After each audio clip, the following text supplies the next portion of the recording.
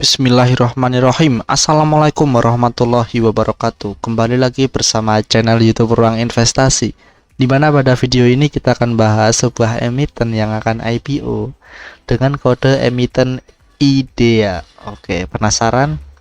Tonton video ini sampai selesai. Oke. Dan buat teman-teman semua, jangan lupa subscribe channel YouTube ini supaya saya semangat dalam membuat konten-konten seperti ini ke depannya.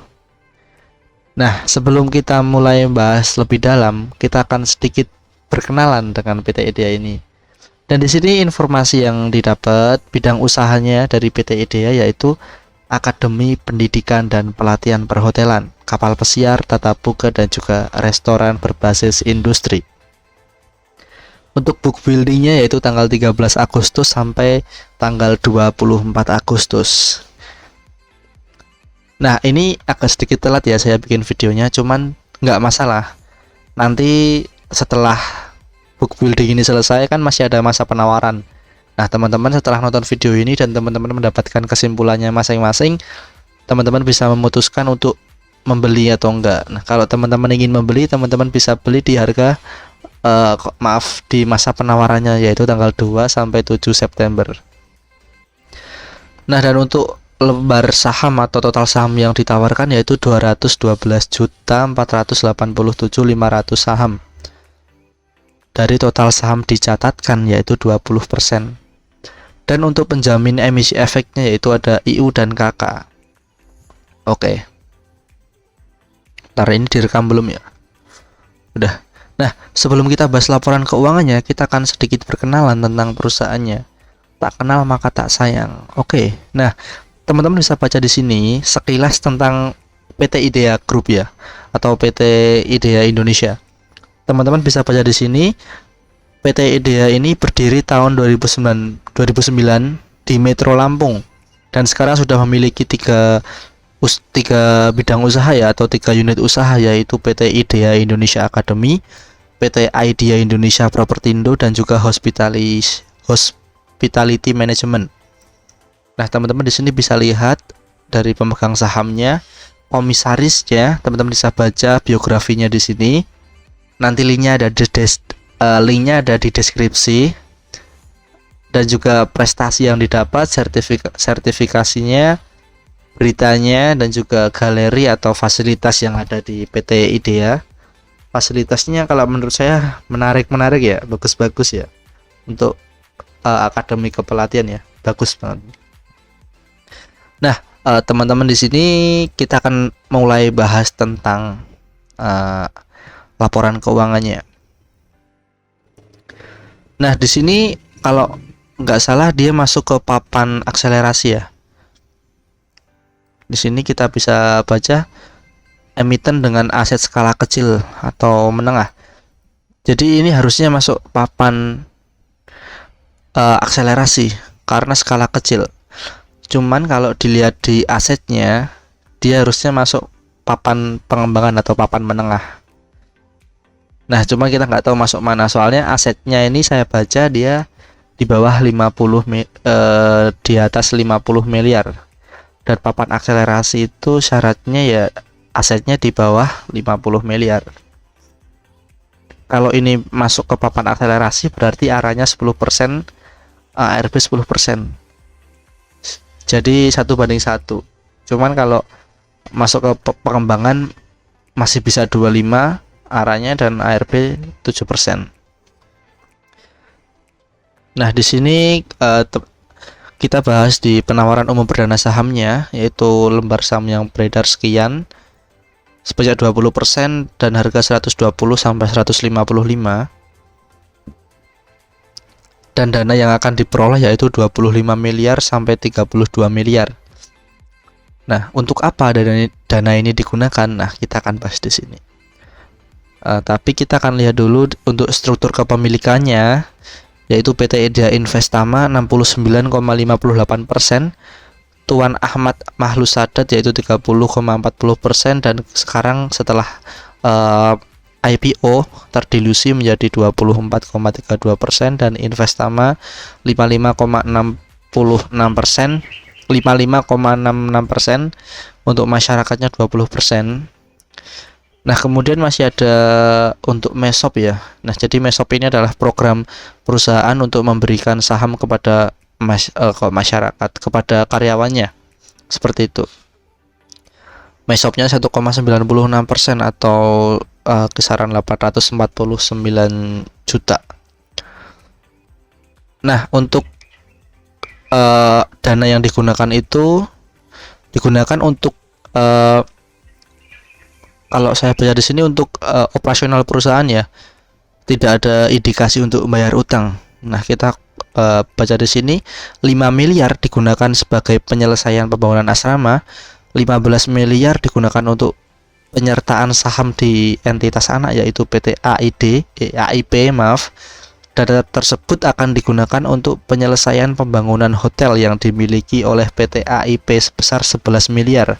Dan modal kerja sebesar 4 miliar. Nah, rencana pembangunannya ini akan dilaksanakan 3 bulan setelah masa penawaran umum perdana saham selesai. Dan sisanya digunakan untuk modal kerja. Jadi yang bagus di sini dia tidak ada indikasi untuk menggunakan dana IPO-nya ini untuk membayar utang. Jadi aman lah tujuan IPO-nya. Nah, apakah layak dibeli? Nah, itu masih menjadi pertanyaan. Kita akan bahas di liabilitas, di asetnya dan juga labanya kita akan lihat. Nah, kita masuk ke aset ya. Untuk asetnya, total aset ya, cuma asetnya nggak masalah, dia bertumbuh terus. Nah, ini kan 59 miliar, berarti di atas 50 miliar, berarti harusnya dia masuk papan pengembangan. Cuman kita nggak tahu ini masuk papan pengembangan atau akselerasi. Tapi kalau di sini tadi skala kecil atau menengah ya. Ya kita bersiap-siap aja lah. Kalau masuk akselerasi ya siap-siap ARA 10%, ARB 10% gitu. Nah, di sini saya dapatkan atau saya garis bawah ya, di bagian kas dan setara kasnya turun. Walaupun di tahun 2020 dia bertumbuh ya, tapi di tahun 2021 dia turun jauh banget. Dari 2 miliar jadi 322, bro. Dikit banget ini uang kasnya. Permasalahannya kalau uang kasnya cuma segini, terbilang dikit ya. Dengan liabilitasnya, utangnya segini 17 miliar jangka panjangnya. Untuk jangka pendeknya, liabilitas jangka pendeknya 4 miliar. Utang 4 miliar dan uang kasnya 322 miliar. Nah, ini yang jadi pertanyaan. Soalnya kalau saya lihat di sini asetnya ini bertumbuh. Cuman aset tidak lancarnya itu gede. Ada piutang usaha. Nah, 5,6 miliar. Uang yang belum menjadi aset mereka. Jadi piutang usaha itu apa namanya? Kita memberikan atau meminjamkan uang ke perusahaan dan perusahaan itu belum membayar balik uang kita, belum ganti utang lah, belum nyaur utang seperti itu. Nah, ini tugas dari PT IDEA ya, dia harus gimana caranya bisa menagih piutang usahanya itu supaya memperbaiki tasnya seperti itu.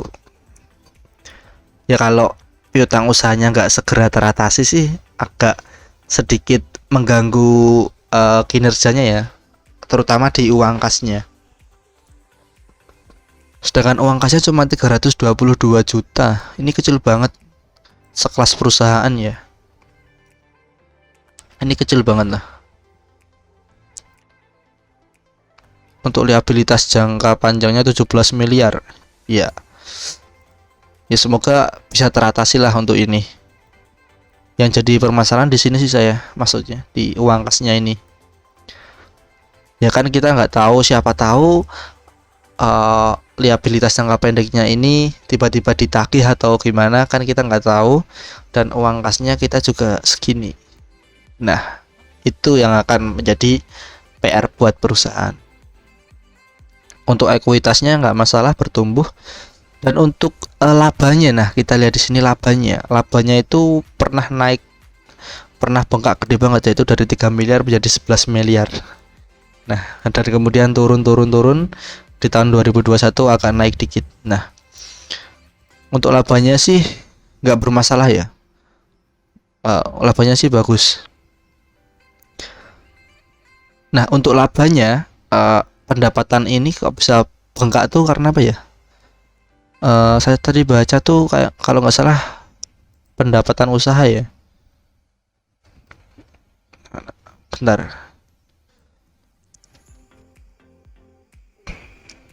Nah, ini ya ini. Untuk pendapatan usaha tuh di tahun 2019 masih didominasi program siswa. Jadi banyak banget. Jadi ini kalau menurut saya untuk progresnya tuh masih bagus sebenarnya. Apalagi ini eh, pendapatannya dari program siswa, berarti masih banyak orang yang ingin eh, ikut di kepelatihan perhotelan, kapal pesiar dan lain-lain ya. Itu aja di masa pandemi dia masih bisa mencatatkan untung ya, masih bisa mencatatkan untung atau mengalami kenaikan di tahun 2020 kuartal kedua atau ketiga ini. Dia masih bisa mencatatkan untung. Dan kalau kita lihat ke depannya setelah adanya pandemi COVID-19 ini, kemungkinan perusahaan ini akan mendapatkan laba yang gede. Karena apa? Kalau mayoritas pendapatan dari program siswa itu mendominasi, ya berarti setelah adanya pandemi COVID ini sektor pariwisata akan terbuka ya. Otomatis akan terbuka dan akan berdampak lah di sini. Semakin banyak orang yang akan ikut pelatihan di sini, semakin ya intinya dia setelah pandemi COVID, sektor pariwisata kembali normal, dia akan ikut berdampak di profit perusahaan seperti itu. Dan kita bisa lihat sendiri di luar negeri juga sudah ramai untuk liga-liga bola. Di luar negeri juga sudah tidak seperti ada corona. Jadi liga bola, liga Inggris, liga Spanyol sudah bisa dihadiri penonton ya. Semoga di Indonesia segera teratasi dan semuanya normal dan ini mendapatkan profit dari keterbukanya pariwisata seperti itu. Jadi kalau menurut saya untuk di masalah profitnya dia nggak terlalu bermasalah. Apalagi tujuan usahanya itu kebanyakan ya kalau di pandemi kayak gini tujuan usahanya itu ada untuk yang membayar utang karena emang benar-benar perusahaannya terdampak. Seperti saya ambil contoh di sini PT Arsi ya. Arsi itu kalau teman-teman baca tujuan IPO-nya itu di sini 90% digunakan untuk pembayaran sebagian pokok utang bank 90%. Dan kita bisa lihat Arsi di hari pembukaan pertamanya dia mengalami kenaikan.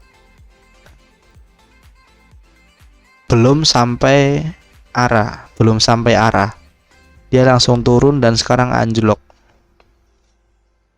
Nah, seperti itu. Ya karena tujuan IPO-nya untuk membayar utang. Beda dengan tujuan IPO-nya PT IDEA.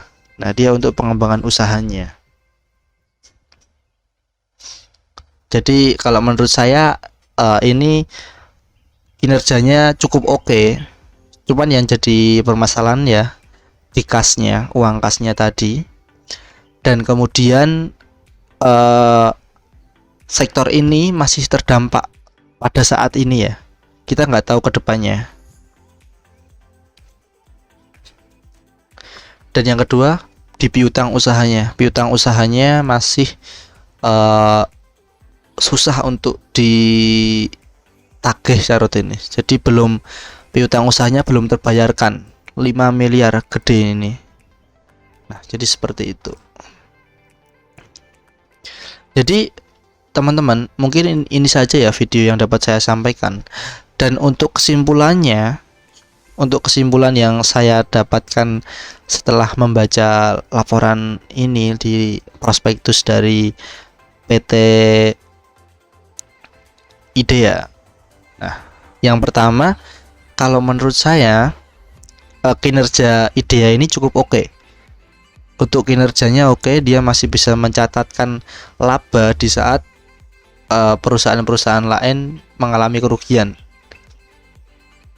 Walaupun tadi labanya agak sedikit turun ya dari tahun 2019, 2020, 2021. Agak sedikit menurun, habis itu naik dikit lagi. Nah,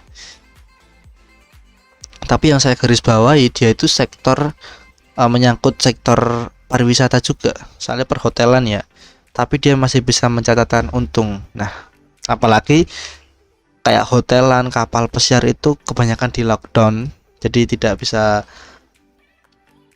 beroperasi dengan bagus, tapi dia masih bisa mencatatkan laba. Nah, ini yang digarisbawahi, untuk kinerjanya bagus. Cuman yang jadi pertanyaan, sektor usahanya sekarang masih terdampak. Kita nggak tahu ke depannya. Semoga kalau ke depannya sektornya udah dibuka, nah udah normal semua, COVID-19 udah hilang, udah divaksin semua. Nah, ini kemungkinan akan booming lagi. Nah, seperti itu. Itu yang saya lihat ya. Dan yang kedua, perhatikan piutangnya. Piutangnya tadi 5,6 miliar. Nah, itu yang jadi PR. Perusahaan IDEA harus, atau PT IDEA harus menagih piutang usahanya untuk memperbaiki kas mereka, seperti itu. Jadi kalau saya sih kemungkinan ikut, cuman porsinya sedikit gitu. Nah, kemungkinan seperti itu ya. Jadi seperti itu saja video yang dapat saya sampaikan untuk PT IDEA ini. Nah, mungkin teman-teman mempunyai pendapat lain tentang kinerja PT IDEA ini, atau teman-teman memiliki saran atau masukan, teman-teman bisa komen di bawah. Apakah perusahaan ini nantinya akan bisa menjadi IPO yang sukses ataukah menjadi IPO yang gagal gitu ya. Cuman kalau dilihat dari tujuan IPO-nya, dia itu ingin mengembangkan usahanya, bukan untuk membayar utang ya. Jadi seperti itu. Jadi itu saja teman-teman yang dapat saya sampaikan pada video ini. Kurang lebihnya saya mohon maaf. Terima kasih buat semuanya yang sudah nonton video ini dan sudah support channel YouTube ini. Jangan lupa yang suka video ini bisa share video ini ke teman-teman kalian semua dan bisa subscribe channel YouTube Ruang Investasi. Itu saja yang dapat saya sampaikan. Semoga perjalanan investasi teman-teman semua bisa berjalan dengan bagus dan mendapatkan cuan yang maksimal, dan jangan lupa berbagi untuk sesama kalau mendapatkan cuan gitu. Oke, mungkin itu saja dari saya. Kurang lebihnya mohon maaf. Wassalamualaikum warahmatullahi wabarakatuh.